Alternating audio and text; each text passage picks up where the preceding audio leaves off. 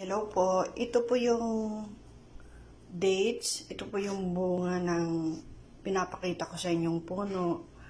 Pag nahinog, ito nilalagay nila sa karton. Ito ay fresh.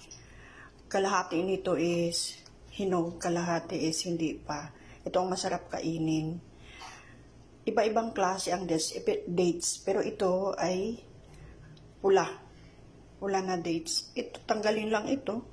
Tapos may buto kasi ito sa loob. Ayan po. May buto po yan sa loob.